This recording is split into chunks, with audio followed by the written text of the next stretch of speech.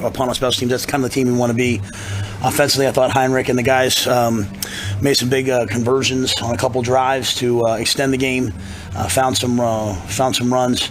Would have liked to have closed the game out. Obviously, a lot of things that we have to correct in that regard. But with all that being said, for a team to stay consistent with my message, for a team that's trying to learn how to win, I thought for the first time since I've been here, they kept running out on the field excited to play. So when Anthony fumbled that ball at the end, the defense, I can't tell you what they were saying to me, but they were saying some things to me. They wanted to keep playing. So that's the team I want to coach, and proud of them. You said last week that you'll find out who we are. Who do you think you are? Well, they play like a team. They're tough. You know, we went out Sunday night. I said, was Sunday night worth it now? And they said, yeah, 100%. You know, guys, when the mistake happened, guys were owning it. There's some really good defensive players on that football team that we just faced, on that side. And I thought for the most part, we had good protection. So I think we're a tough, resilient bunch. We didn't like the way we played last week. We battled here. And when it got easy, when it was going well, we didn't just relax. Again, I'd like to clean some things up, but I thought they attacked. Coach, that first drive, what kind of message did that send the way you held the goal on the 2 plays really inside the 1 yard line? I thought those were phenomenal plays. I can't wait to see the film because you guys probably have a better view of what happened than I do. And what was interesting about it was, last week, Michigan had always had like an explosive play, and so when they kind of methodically went down the field, you could feel our guys almost like, oh, geez. And we told them Illinois has started with the ball in every game, I believe, and they've gone down the field and either scored or missed a field goal, I think, in 4 of the 5. So they did what they planned to do, and I thought our guys held. And to do that, and then to come out and to hit Marcus Washington on that big pass the way we did, unfortunately Marcus went down, obviously right after that. But to me, to have a 99-yard drive, even just to kick a field goal, that was a heck of a start for us, and I really believe that's kind of what we needed. That resilient beginning. Back when it was 3-0, you went for the 4th and 5, and then there was that 3rd and 10 conversion to Ty Hahn. Could you speak to that sequence and your decision to go for it there? Yeah, we were going to go for as many as possible until it got down inside the 20. It was really, a wind factor in this game, right? Going this way, the wind. Illinois made the decision to take the wind in the 3rd quarter to get back into the game. So in the 4th quarter, we hoped that the wind would affect them. It kind of died down as they said it would during the game. But yeah, we knew we were going to go for it. Heinrich made an unbelievable play. Some guys stepped up. Ty stepped up. Malachi stepped up. And then, they ran to cover 2 on a play that was a man beater, and he found Ty Hahn. A million years you'd never draw up that he'd hit Ty Hahn down the sideline. Ty made a catch. So I thought we had a bunch of guys, Bullock, him, they all made great catches. And so, it's kind of our process, just keep sticking with these guys, and they stick with themselves. All of a sudden they start making some plays. They're going to get off that bus tonight knowing they're good football players. I know there's a lot going on. Game's complicated. Can you assess Heinrich? What do you think of what that picture looked like to you? That was excellent. Yeah. I mean, I told him I want to coach him. I'm going to coach him like, I would coach a really good one. I mean, he stepped out of bounds on that one down the goal line when he could have gotten another first down. I mean, I went after him in the middle of the game because, you know what? Just like last week when I put my arm around him and said, hey, we're going to coach you through it, I went after him there. I was really, really upset with the officials tonight, and I never talk about officiating, but I just want to make sure I defend my team. That team, for the 2nd week in a row, that team came out and was just yelling, move and stem. You're not supposed to be able to do that. As far as I know, I called the league. They say you can't do that. So we're not a sloppy team. Okay, we're not a sloppy team. That is not football to me. And I'm not faulting Illinois for doing it. If they say you can do it, you can do it. But after about the 3rd or 4th time, I was like, at what point are we going to figure out, guys? Every 3rd and 4th one, they're yelling, move, go, and our guys are just trying to play football. They're yelling move and stem, and the D line's stemming, and if that's legal, I guess it's a set. I've asked if it's legal.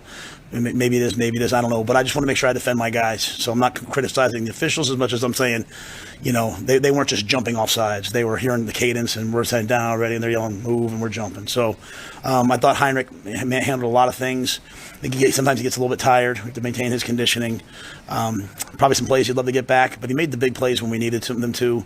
And the way they played, they were bringing the safety, they're bringing the corner pretty much every play. He did some nice things in the run game. What were your defenders saying after the fumble and the 4th down and all those things? What were they saying to you? Like, if you can sanitize that, but when they were going back out on the field. Yeah, MJ said it before the game. The scoreboard is going to be 0-0 the whole game. You know, kind of what I said. You know, like our guys, people might not like me saying this. Our guys, they hear what everyone says about them, and they worry about what people say. I said it week after week, so it's not like I'm even in wins. And I just kept saying, like, at some point you're going to play in the games the way you play at practice, when there's no fear of what people are going to say or if you make a mistake. And so instead of just worrying about winning, they just want to keep taking the field. They're like, we got this. Let's go. Let's play again. Like RDV, like Sunday night. They just kept saying, like, play like Sunday night, play like Sunday night. So, you know, when I got in a couple times, like, hey, and they were like, we got this. like basically, get your ass out of here. And but that was Jamari tonight. That was awesome. That was all those guys tonight. And you know, they can play better, obviously, to give up that one touchdown. But it's pretty good, you know, Big Ten football to hold a team to 7 points on the road, and they're in no huddle the whole game trying to get going. So that was pretty good by us. That first touchdown drive, before the 4th and 5, they converted. Heinrich's 3rd and 5 pass got batted down at the line of scrimmage. So what kind of confidence do you think that sends to him, and then go back out there and go for it? And the fact that he gets it and ends up getting a touchdown, is it something that builds a lot of momentum? Yeah, I think so. You know, the plays kind of run together for me after the games. I think he was trying to throw a slant to Thomas on the backside. You know, we really wanted to incorporate Fedoni into the game, and he had had a great catch. We could have had a couple more maybe. But, yeah, I mean, Heinrich's getting better every day. And we do have to continue to work on him finding windows and getting in between windows. And, you know, because he does kind of throw it from a little bit further down here, like a lot of quarterbacks do. But we were going to go. We told them on Monday, hey, we're going 4 downs when we cross the 50 until it's down inside the 20 and it's, you know, a give me field goal. So we knew that's the way we were going to play. You know, defense wanted to play that way. I think that's the biggest thing, right? Is when the defense is over there knowing that you going for it on 4th down, or you faking a field goal, or you running a surprise on sides, going back to last year, right? That it's actually confidence in the defense. When the defense wants it, it changes the mood. And so we're not going to be outcome based. You know, we're not going to sit there and be like, oh, it didn't work. It must have been a bad call. We're going to call it and rock out and see what happens. And the defense wanted to play that way. I feel like the short kickoff that you had that Elhano boosted and you recovered, that was a deep kick. That was just the wind was so bad out there. Like, I mean, the wind was really something. That was a deep kick that just kind of got hung up, and you know, Grant Taggy, I think, went down there and got it because at first they signaled they had it and shoved it in my gut. You know, I think they were just excited to play. They were really excited to play, and to make that play plus the block. I didn't even see the block. I was turned around and I heard, didn't capitalize on enough of those. Could have been a better game, but again, we're the same team as we were last week. We're just a work in progress.